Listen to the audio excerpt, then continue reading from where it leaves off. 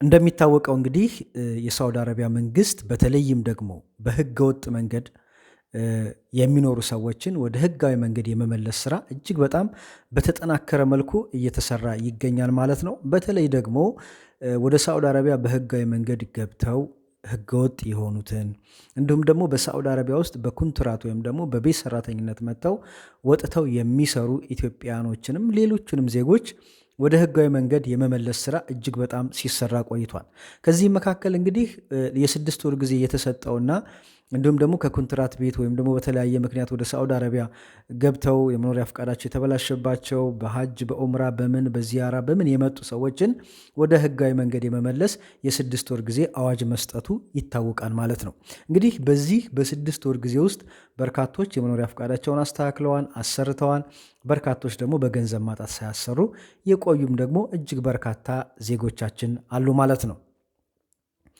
ዛሬ እንግዲህ ደስ የሚለው ነገር ይሄ የስድስት ወር ጊዜ ካለቀ በኋላ የሳውዲ አረቢያ መንግስት የሰውን ፍላጎት በማየትና በመረዳት ድጋሜ የስድስት ወር የመኖሪያ ፈቃዳቸውን የሚያስተካክሉበት ጊዜ ሰጥቷል ማለት ነው። ስለዚህ ለሚቀጥሉት ስድስት ወራት እንግዲህ የመኖሪያ ፈቃዳቸውን ማስተካከል ትችላላችሁ። የአሁኑ ግን ለየት የሚያደርገው ወይንም ደግሞ ደስ የሚለው ምንድን ነው? እስከ ትላንትና ድረስ ከኮንትራት ቤት የጠፋችሁ ሰዎች ማሰራት ትችላላችሁ። የበፊቱ ከዓመት ይሁን ከዓመት በፊት የጠፉ ሰዎችን አይመለከትም ነበር። የአሁኑ ግን እስከ ትላንትና ወዳ ድረስ የጠፉ ሰዎችን ይመለከታል። ከትላንትና ጀምሮ የሚጠፉ ሰዎችን ደግሞ ማሰራት አይችሉም። ይሄን ልብ በሉ። ይሄን ፎርሳ እናገኛም ብላችሁ ከኮንትራት ቤት እንዳትወጡ። ከትላንትና ወዲያ በፊት ጀምሮ የጠፉትን እንጂ ከትላንትና ወዲያ ወዲህ ወይም ደግሞ ከትላንት ጀምሮ ያሉትን አይመለከትም። ስለዚህ ጥንቃቄ አድርጉ ማለት ነው። ስለዚህ እናንተ ጊዜ ተሰጥቷችኋል። በተለይ በባለፈው ስድስት ወር ያልተጠቀማችሁበት በገንዘብ ማጣት ሊሆን ይችላል። በተለያየ ምክንያት ከፓስፖርት ጋር ከምን ጋር በተያያዘ ጊዜ አጥሯችሁ ወይም ደግሞ ገንዘብ ሳይኖራችሁ ቀርቶ ጊዜው አለቀብን ስትሉ ለነበረ ድጋሜ ስድስት ወር ተጨምሯል ማለት ነው። ምናልባት ይሄ ስድስት ወር ግን የመጨረሻው ይመስለኛል። ስለዚህ ሳውዲ አረቢያ ውስጥ መኖር የምትፈልጉ ወይም ደግሞ በመኖሪያ ፍቃድ መኖር የምትፈልጉ ቻንሳችሁ አሁን ነው። አሁን ካላሰራችሁ ከዚህ በኋላ የምታገኙት ቻንስ አይኖርም ማለት ነው። ስለዚህ ይሄንን እንድትጠቀሙበት ስል እጠይቃለሁ ማለት ነው። ሌላው በረራና የእስረኞችን ጉዳይ በተመለከተ ብዙ ልጆች ይጠይቃሉ። በረራም እንደቀጠለ ነው። እስረኛውም ወደ እስር ቤት መግባቱንም እንደቀጠለ ነው። እንግዲህ እንደምታውቁት እንደ በፊቱ በጣም ብዙ ሰው ባይሄድም ትንሽ ትንሽ ሰዎች በረራ በሳምንት 3 ጊዜ በተቀመጠለት ጊዜ እየበረሩ ነው። በረራ አልተቋረጠም እንዳለ ነው ማለት ነው። ስለዚህ በረራ ተቋረጠ ወይ ለምትሉ ሰዎች ይህንን ይመስላል ማለት ነው።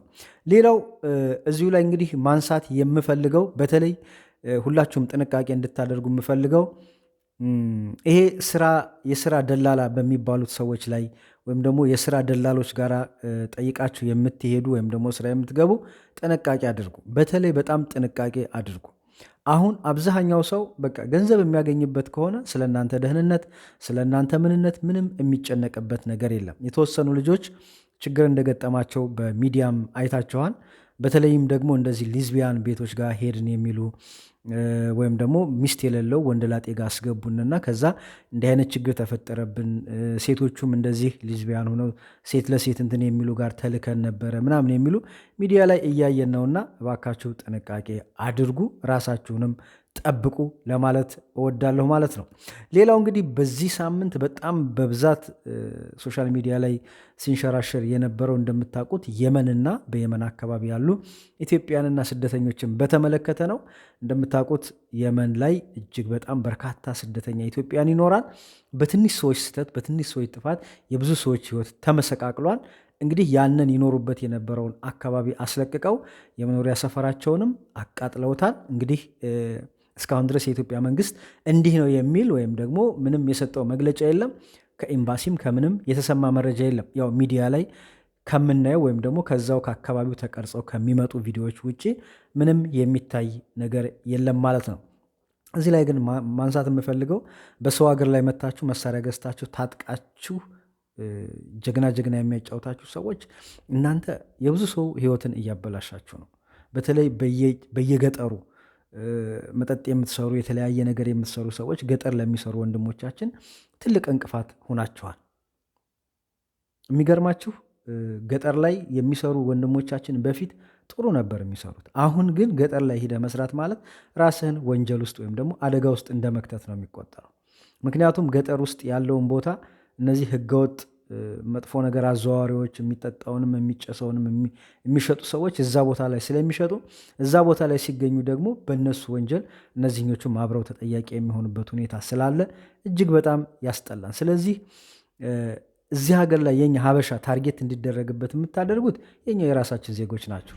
አሁን በቅርብ እንኳ ራሱ የሰው ህይወት እስከ ማጥፋት ወይም ደግሞ እስከ መግደል የተደረሰው በዚሁ ምክንያት ነው። በተለይ ጅዳና አካባቢው ላይ እንደምታውቁት አንድ ወንድማችን የሆነ ሳውዲን ነፍስ አጥፍቶ በዛ ምክንያት እጅግ በጣም ከፍተኛ ተፍቲሽና ከፍተኛ አፈሳ ነበረ።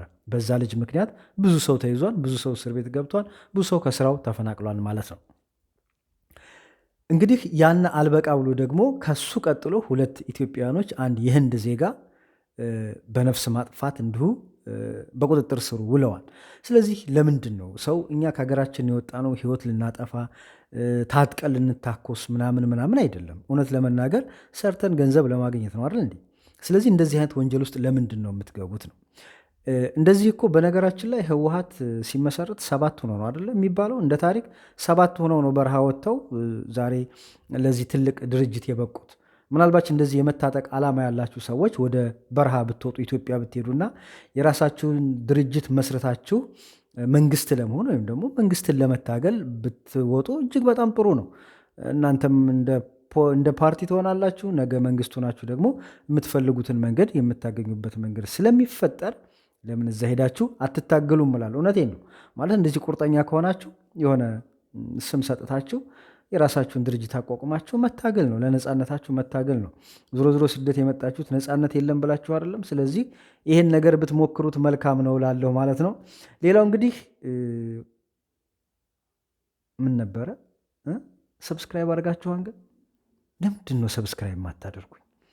የእውነቴን እኮ ነው። ግን እኔ አንዳንዴ በጣም ይገርመኛል። ሰብስክራይብ የማታደርጉኝ ለምንድን ነው? ቪዲዮዎችን ታያላችሁ፣ ግን ሰብስክራይብ አታደርጉ። እስኪ ይሄን ቪዲዮ የምታዩ ሰብስክራይብ አድርጉ፣ አትከፍሉበት። ግን ምን ሆናችሁ ነው? ነው ወይስ ተሳዳቢ ዘረኛ ምናምን ልሁን እንዴ? ፏ ብትን ብዬ ምናምን እየተሳደብኩ ምናምን ልምጣ ሰብስክራይብ ለመደረግ? እንደዛ ነው የሚያስፈልገው? እንደዛ ካስፈልገ እመጣለሁ፣ ችግር የለውም። ለማንኛውም እንግዲህ ይመቻችሁ። ለዛሬ ብታዳምጡት ያልኩት ቪዲዮ ይሄ ነበረ። ቪዲዮችን ሼር፣ ላይክ ማድረግ እንዳትዘነጉላለሁ። ወዳችኋለሁ፣ አከብራችኋለሁ። አብሬያችሁ ቆየሁት። እኔም ጆሲ ነበርኩኝ። እንግዲህ ወቅታዊ መረጃዎችን በዚህ ቻናል የማጋራችኋል ማለት ነው።